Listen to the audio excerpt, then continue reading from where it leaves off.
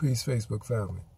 I'm going to take a few minutes this morning to talk about a bill, a congressional bill that was signed into law by Donald Trump that recognizes or even commemorates the 400 years that the black man and woman was kidnapped from Africa and brought here to the wilderness of North America. And it dates from, the bill recognizes that the kidnapping of black man and black woman to North America from 1619 till next year, 2019, is 400 years. So I thought that was a good segue to talk about, again, the lost seed of Abraham in the Bible, Genesis chapter 15, verses 13 and 14, which paraphrases says that the seed of Abraham will be lost in a land that's not theirs for 400 years and would be servants or made slaves to a more powerful people, and that at the end of that 400 years they will return home and they will receive a great reward. Now again, this is known as the lost seed of Abraham, and it's a very important prophecy in the Bible. And in the Nation of Islam, under the teachings of the Honorable Elijah Muhammad, he taught extensively on this, because again, it's a very important prophecy, and it's talking about us, the black people here in the wilderness of North America. For many centuries of time, the Jews claimed that they were the lost seed of Abraham, that they were slaves to Egypt, and that they the ones that built the pyramids and the great Nile Valley civilization in slavery under the black Egyptians. But that's been disproven many times from sources outside of Honorable Elijah Muhammad. And the Honorable Elijah Muhammad made it clear again that the lost seed of Abraham, that prophecy, is actually referring to us, the black man and black woman here in the wilderness of North America.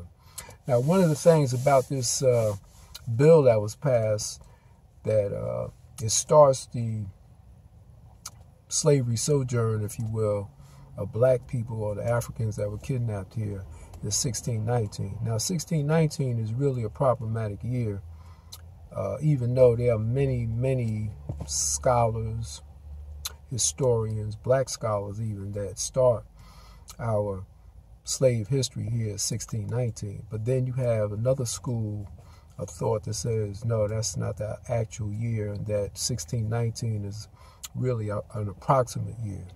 Now, the Honorable Elijah Muhammad falls to that class in his teachings, that he said we didn't come here in 1619. We were brought here before that. And that actually the year is more closer to around 1555. Now, when you talk about the first black people that were brought here into servitude of slavery, you have to talk about John Hawkins. John Hawkins is the recognized father of the English slave trade, because remember, during this time, there was no United States of America. It was the 13 colonies. And so everything that happened really in that particular time was based on the English. So John Hawkins is recognized as the father of the English slave trade. Now, John Hawkins is a very interesting figure, very ruthless, a killer, a slave maker, a slave trader. And John Hawkins was in the employ of the English monarchy, and around that time it was the Queen Elizabeth of England. So we all know the basic history of the origin of slavery under the English in the 13 colonies in America in general. Is that first they tried to use white slaves, their own white people, as slaves, but they found they weren't strong enough to do the work. They tried the Indians, who were indigenous people here, who were already here, to be slaves, but the Indians were too rebellious for them. So there was, as we were taught under the teachings of the Honorable Elijah Muhammad, there was a call put out by the English that they were looking for a people who were strong enough and wise enough in order to do the work that needed to be done, and that was clear the land and build up their nation or colonies in that particular time. And John Hawkins was the one being a world explorer, and we get a little bit more into his history. He said, yes, there are people who are strong enough and wise enough to do the work, and they have never been lied to. Now, in the old lessons, John Hawkins or one of his relatives had lived among our people or had been trading among our people for 29 and a half years. So they knew the ways of our people. They studied us, and they knew that we had never been lied to. So John Hawkins got a ship from the Queen of England, and ironically the ship name was Jesus, or Jesus of Lubeck, to be more particular, but it was commonly known as the good ship Jesus. So the monarchy of England in that day and time invested in the kidnapping and slavery of our people. Of course, that's not readily known, but there are books on it, and one of the books that comes to mind is Introduction to African Civilization by John G. Jackson. So John Hawkins set out to start the English slave trade, and he was able to lie to the first ones that were brought over here and got them on the ship Jesus and brought them here. He lied to them and told them that, yeah, there's a land flowing with milk and honey, and you could receive more money or gold for your labor. And they were kidnapped and brought here. And when they got here, at first, according to the teachings, they weren't actually made into slaves. They were treated somewhat kindly, but they couldn't leave. And the slave masters allowed them to reproduce. And once they start reproducing children, they took the children from the adults, and then they killed the adults. And then the slave master raised the children for themselves. And this process was known as the actual slave-making process, or to produce a people that would be submissive to the slave masters. And they abused the children. In the old lessons, they would they abused the children in many different ways. Number one, they fed them swine. The adults, the ones, and I should emphasize, according to the teachings, the first ones that were brought here were Muslims, and it was 21 altogether. It was 10 men and 11 women, and they were Muslim. They didn't eat swine, and so when they took the children from the adults, they fed them swine. They rubbed lard on the top of their heads, a soft spot on top of their head, and we all know a baby has a soft spot on top of his head, that the lard would seep into the brain, because we should know that the swine flesh is injurious to black people, because swine is infected with the trichina worm, which is a microscopic parasite. Anyway, so they fed the babies swine, they rubbed lard on top of their heads, they abused the babies, they mixed excrement or human waste into the food, they beat the babies. When the babies cried at night for their mothers, they gave them something called a sugar tip. It was like a piece of burlap or a dirty rag,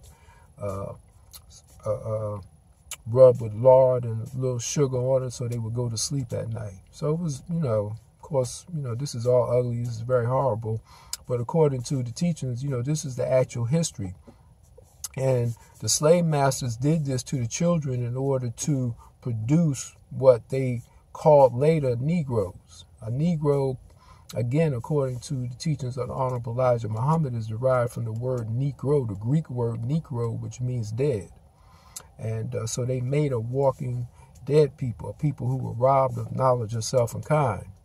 And again, it must be stressed that, look, the greatest crime that could be committed to a people, the greatest crime that was committed to us, the black people here in the wilderness of North America, was not the actual slave experience. Of course, that was bad enough. But the most severe crime was robbing us of knowledge of self and kind, the black man here in the wilderness of North America. And so the process that they took us through, or took the first ones through to produce this Negro, is, one of the lowlights, or something that really should be talked about when we talk about our slave history. So Mr. Muhammad said that this process of abusing the offspring of the first one took about 64 years, which takes us to about the year 1619. So that should be emphasized. And we should know this history. We should, look, if you've never heard it before, you should look into it, do some research if you're interested in it, because it is very, very important history. And, we need to know our history, and we need to get a consensus on our history. And as I said, I wasn't aware of this bill that was passed, but, through Facebook and different people on Facebook, it was a particular brother on there who posted that, and it caught my attention. And so there are people who understand the lost seed of Abraham. And of course, there's some differences in our understanding of the history. And we as black people, we divided in so many ways. We have to, learn to break our divisions down and come together and get consensus or agreement on some basic aspects of our history. And because, right now, we are just fragmented. We're more than divided. We're fragmented. And so I'm just doing my small part in this particular video, just going into John Hawkins and how we were taught the slave trade began, or how the first Africans or black people were kidnapped here to the wilderness of North America.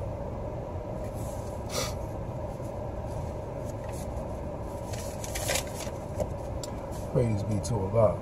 So the next thing I want to talk about is the term is a group of black people who call themselves Hebrew-Israelites. And I don't want to be disparaging or anything like that, because, where we stand right now, we need unity and we need understanding. We need knowledge, wisdom, and understanding. And from my understanding of the history, I find the whole concept of Hebrew-Israelites very interesting, because my understanding of the history is that Hebrew-Israelite, those are two vastly different things. And we were taught that when you talk about the Hebrews, you talk about the old Canaanite nation, if you will. Going into the Bible in the 10th chapter of Genesis, which they call sometimes the Table of Nations, Ham had 4 sons, Cush, Mizraim, Phut, and Canaan. And Mizraim represents the black Egyptians. Cush represents the black Arabs. The original Arabs are black, if you don't know. Black people with straight hair. And Phut, P-U-T, represents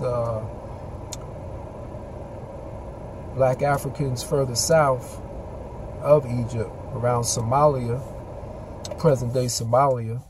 And Canaan represents the black man that established the empire in what they now call Israel and or Palestine. So it was the black Canaanites who established what is now called the Hebrews. The name Hebrew, according to most scholars, comes from Abraham leaving southern Iraq, or the Chaldees, and crossing over the Euphrates River. Hebrew meaning he crossed over. He crossed over the Euphrates. Now, of course, we go in a little deep into history, but, we need to understand history, because when I hear the term Hebrew-Israelite, again, it's somewhat of a contradiction in terms, or a misnomer, according to my understanding. So, an extension of the black Canaanite empire was Solomon's kingdom. During Solomon's reign, that was still considered a black nation. Now, when we talk about Israel, and I made a couple videos already talking about Israel, when we talk about Israel, we talk about Jacob. Jacob name was changed in the 32nd chapter of Genesis to Israel. And Israel, or Jacob, it especially in Genesis, is not looked upon as a person of great character. In fact, you know, he's depicted as someone that's untrustworthy, a liar, and somebody that's always scheming to get the upper hand on somebody. So, and of course, we know that, or we should know that Jacob is Yaakov, the Yaakov that's talked about in the teachings of the Honorable Elijah Muhammad, the father of the white race. So I just find it a contradiction, not somewhat of a contradiction, an actual contradiction when you say Hebrew-Israelite, how somehow these two entities constitute the same kind of people. And to my understanding, they don't, because we find that from a historical point of view that the Hebrew nation after Solomon, or even during Solomon's reign, was invaded by Caucasian people, and that these Caucasian people were taught under the teachings of Moses or Musa, who taught them how to master the original man, and that they came from the Europe or the region around the Caucasus Mountains and swept through Black Asia Minor, and with a plan to how to conquer and rule the black nation. And history records this is what they did. And when they encountered the Hebrew nation under Solomon, they tried to trick Solomon and told Solomon that they were a lost tribe. And Solomon was wise enough to know, number one, they were pale-skinned, and number two, there was no record of them in the black nation as being a lost tribe, and he made slaves out of them. And we find this, say, in the Holy Quran, chapter 38, where Solomon, it says that he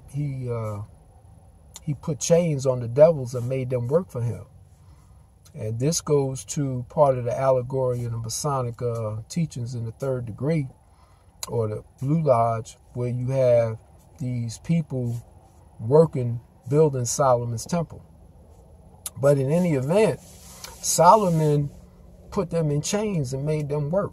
He didn't recognize them. He knew that they was something going on with them, and that, again, he basically arrested them and made them work. He locked them up, in other words. So later on, after Solomon died and there was weak leadership that came after them, these people, these Caucasians, i.e. Jews, began to scheme, and they began to work their way into leadership positions in the old Hebrew nation. And what complicated matters even more is that when Babylon under Nebuchadnezzar invaded Jerusalem,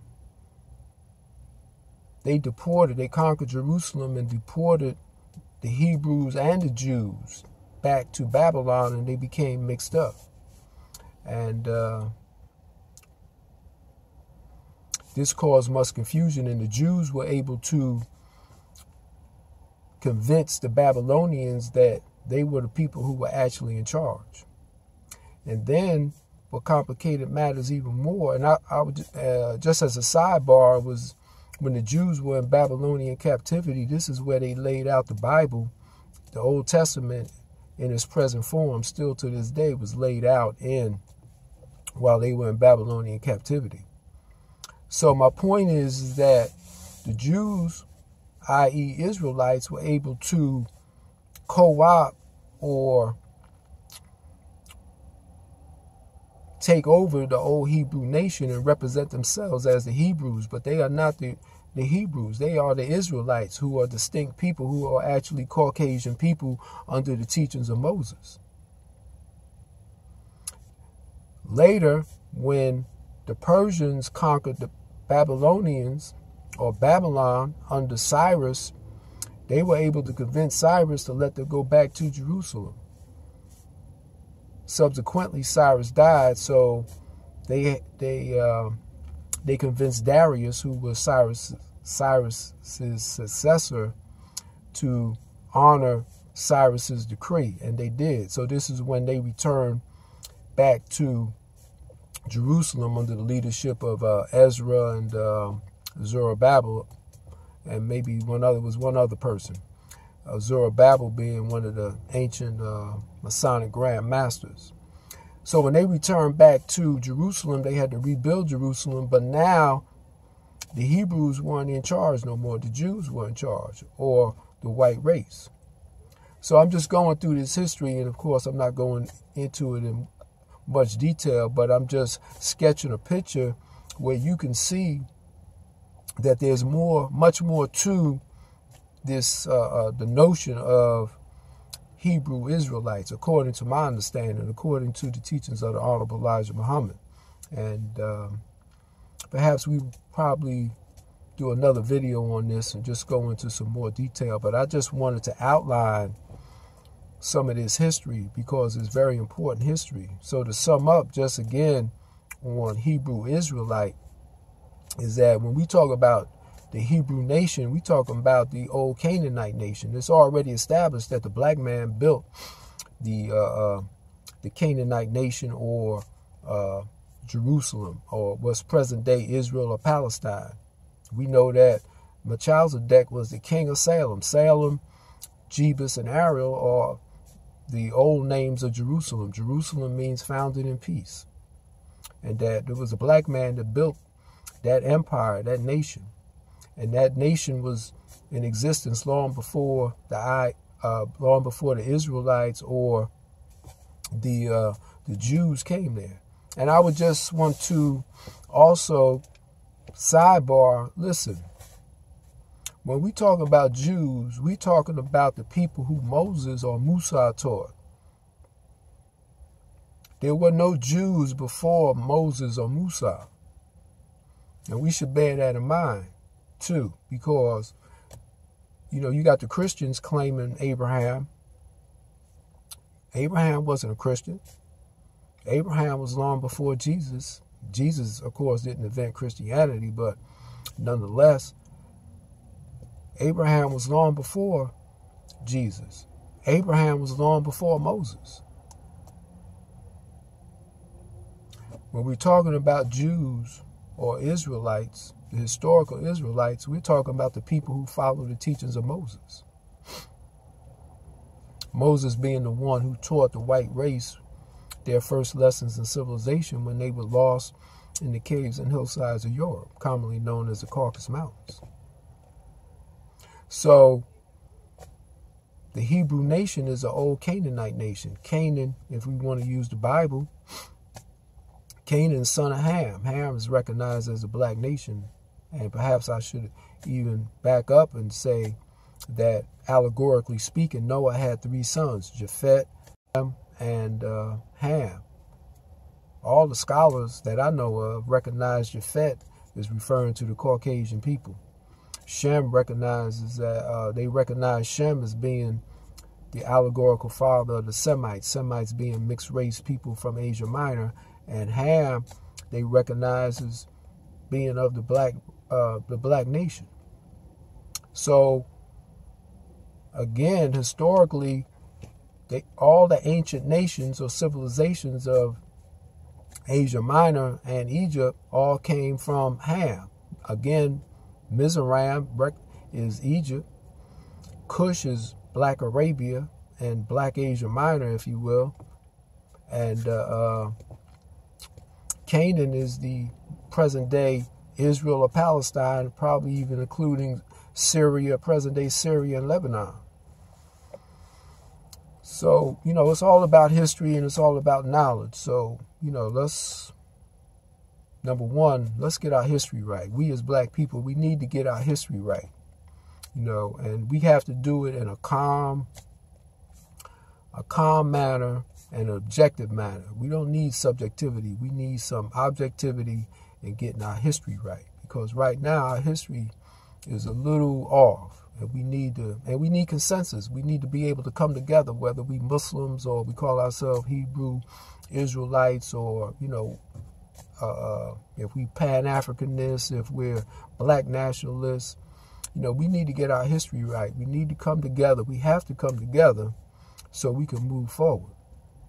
Right now, we're stagnated because we're always bickering among each other, or we just have these vast differences. It's like we're kind of like on the same path, but we have to refine this. We have to really come together because it's about unity in this day and time. So with that, I'm going to close this video. Peace.